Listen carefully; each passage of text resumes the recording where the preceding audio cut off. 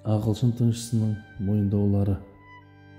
Яһудилер ағылшындардың қамқорлығы және үгіттеуімен Палестина жерінде бір яһуди мемлекетін құруды көздеп жүрген болатын. Бұл қауіпті байқап, сионистердің мақсат жоспарларын жақсы түсінген халифа Абдулхамид хан Палестинадан бір қарсы жерде яһудилерге сатылмасын деген пәрмен шығарды. Бұл әлем сионистері ұйымының төрағасы Теодор Херзл және яһуди дінбасы Моше Леви Сұлтан Абдулхамидтің сарайына келіп, еврейлерге Палестинада жер сатуын өтінді. Оларға халифа Абдулхамидтің жауабы, әлемнің бүкіл патшалары алдыма келіп тағзым етіп жалбарынса, еврейлерге жер сат деп бүкіл байлықтарын алдыма төксе де, сендерге бір қарыс жер бермеймін. Аталарымыздың қандарының құнымен алынған және осы күнге дейін жанымызды беріп қорғап келген бұл отан ақшаға сатылмайды болды. Мұндай күтілмеген жауаптан соққы жеген яһудилер сол кездері Османлы мемлекетінен Еуропаға оқуға барып, сионистердің тұзақтарына түсіп, ислам және Османлы дұшпан етіп тәрбиеленген жастардың қолымен құрылған оппозициялық иттихад уа тараққи, яғни бірігу және даму партиясымен өзара жасырын келісімдер жасады. Мақсаттары халифаға қарсы өз елінің сатқын жастарын айдап салу еді. Бүкіл жауыз күштер бірігіп халифаға қарсы шабуылға өтті. Мемлекет ішінде қаншама саяси көтерілістер, бүліктер ұйымдастыру арқылы соңында 1990 жылы халифаны тақтан түсіріп, мұсылмандарды бассыз қалдырды. Бұл саяси дағдарысты ұйымдастырған иттихад және тараққи партиясының жетекшілері Бидғат паша, Талғат паша, Ануар паша. Халифадан құтылған соң қайда ислам дұшпандары мен масондар болса барлығын жинап келіп мемлекет қызметтерінің ең жоғары лауазымдарына отырғызды. Тіпті діни істерге жауапты шейхул ислам лауазымының тағайындалған Хайруллах пен Мұса Казимнің екеуі де масон ұйымының мүшелері еді. Сол жылдары бассыз қалған Османлы ислам державасының билік басы толығымен масондар мен ағылшындарға сатылған сатқындардың қолында қалып, мемлекет қанға батты. Ағылшын күшігі сатқындарының жауыздық жоспарымен және ағылшындардың итермелеуімен бостан босқа шығарылған Балкан, Чанаккале, Орыс және Палестина соғыстарында Абдулхамид ханның жасақтап жетілдіріп кеткен дүниенің ең күшті құрлық әскерлері 4 майданға ажыратылып, жеке-жеке талқандалды. Осы соғыстарда миллиондаған османдық отансүйер жауынгерлер шахид болды. Бірінен кейін бірі жалғасып жатқан соғыстар жеңілістермен аяқтала берді. Османлы тарихында мұндай жеңілістер болмаған.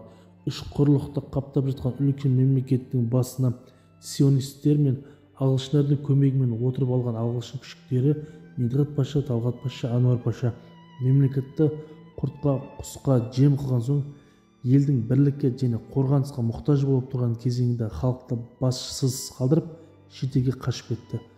Сатқын екендіктерін өздері де осылай дәлелдеді.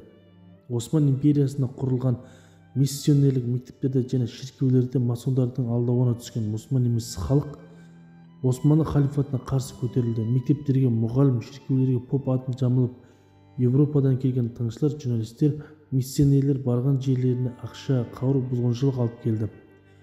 Үлкен көтерілістердің арасы үзілмей кетті. Армян, болгар және гректер өздері тұрған аймақтарға көтеріп, жергілікті мұсылман түрік халқын қырды. Мұсылман емес халық өкілдерінің жасаған зұлымдықтары тарих сахнасында қаралы іздерін қалдырды. Бұл оқиғалар әлем ақпарат құралдарын жаулап алған сионистердің үгіттеулерімен керісінше мұсылмандар армяндарды қырды деп таратып жіберілді. Грек көтерілісінде Грекиядан грек әскерлері Измирге тасып тұрғандары да ағылшындар болатын.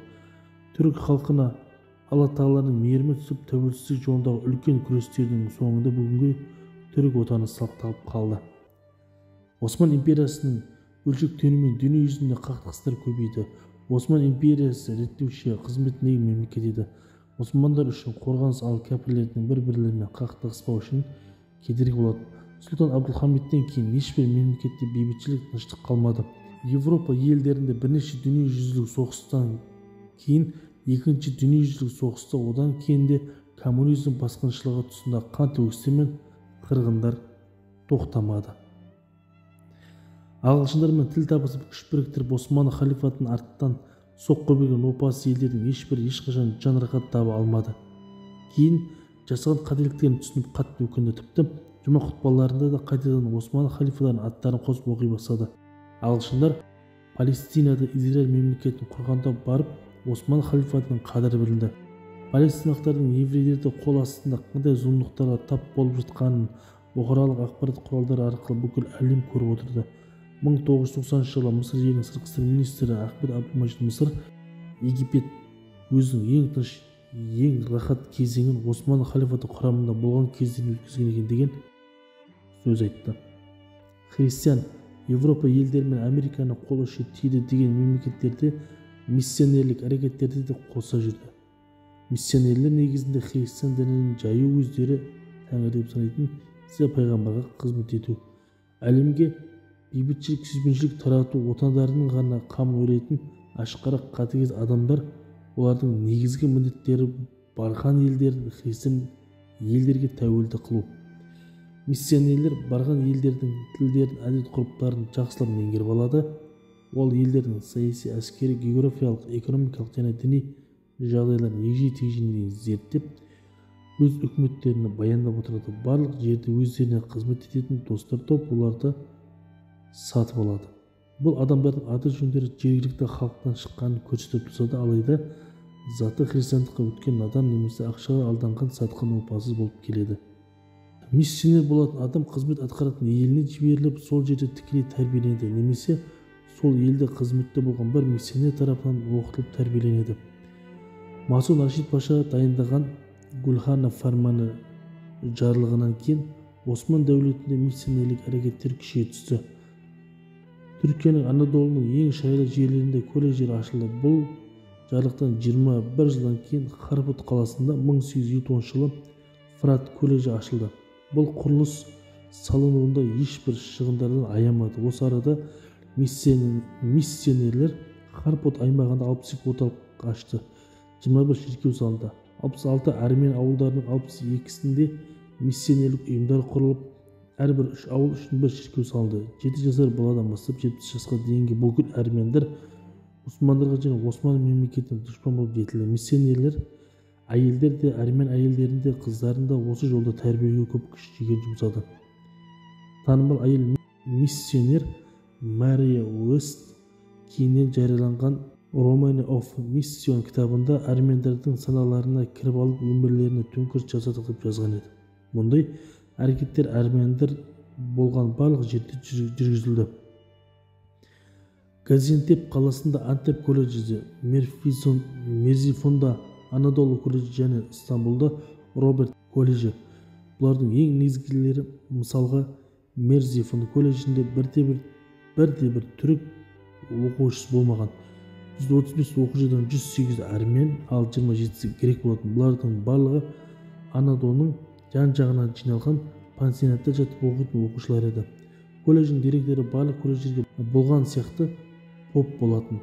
Осы кезеңдерде Анадолы, Түркия неше түрлі қақтығыстармен қайнай бастады. Армян қарақшыларынан құрылған комитетшілер мұсылмандарды аяусыз қырғынға салып, Осман ауылдарын өртеп, бұл отанның иесі және қорғаушысы болған османдықтарды өмір сүру құқығынан да махрұм етуді көздеді.